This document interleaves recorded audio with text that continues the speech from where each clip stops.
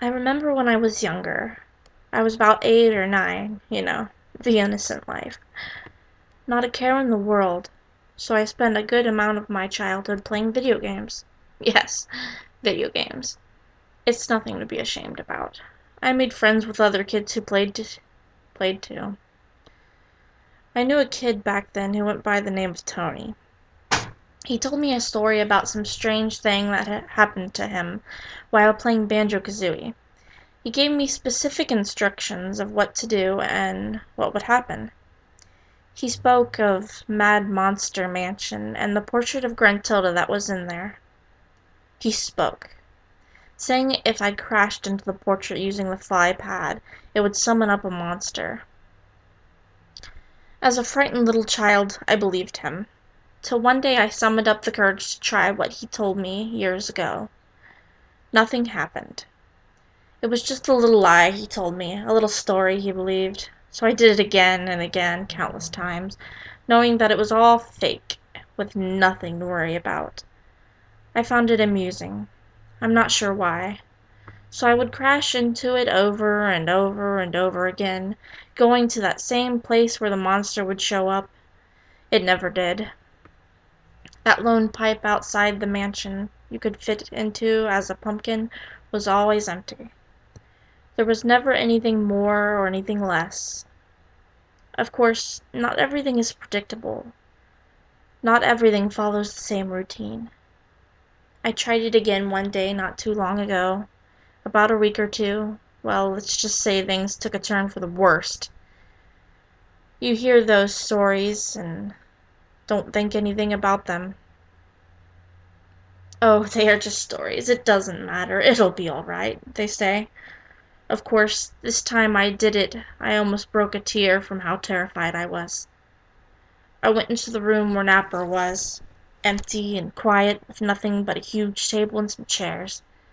I climbed on top of the table, got aboard the fly pad, I mashed the B button facing Gruntilda's portrait. The bear and bird duo flew into the portrait with a big crash as expected. But this time a different noise I heard was there. It sounded like someone had broken a bone or something, almost as if there was literal pain. I didn't think anything of it, so I left the room as normal. Heading towards Mumbo's skull, I came across the pipe with the jiggy inside. The oddest thing happened. Banjo seemed to have fallen underneath the level. I thought I had glitched the game or something. Something new or exciting that I hadn't seen before. That was till I realized his legs were crawling through that small hole where the pipe was. He was clawing at the ground, not making a noise. Not even music. And he just flailed his arms wildly as he slowly got dragged inside. Frightened, I dropped my controller and backed away from the TV. Next thing I know, it shows the inside of the pipe. Banjo looked fine. He was just standing in the middle of that pipe, looking around. The music, all the back, was a little distorted as if played in reverse. But it couldn't be more than a freaky glitch, right? I slowly reached for my controller when I saw a giant dark hand fall slowly from the ceiling. I screamed and Banjo followed suit. It dragged him up to the ceiling, almost like the Wallmasters from Ocarina of Time. The sounds of bones cracking was heard. Banjo screamed in a voice as if his throat was filled with blood and unspeakable true pain. The music slowed itself, turned to static. The hand pulled him up slowly, painfully. As it got closer to the screen, I could just see the hand gripped around his neck, nearly tearing Banjo in two. It was as if his head would pop off at any moment. I couldn't believe what I was seeing. Banjo flailed around as the hand dragged him up to the darkness. By Banjo's face still, eventually the screen went completely dark. Next thing I know, the game over transition occurred, but the black background with the witch's face was red. Surely this couldn't be real. I had to be dreaming. But somehow, I knew I wasn't. I was frozen in my place with beads of sweat falling down my face.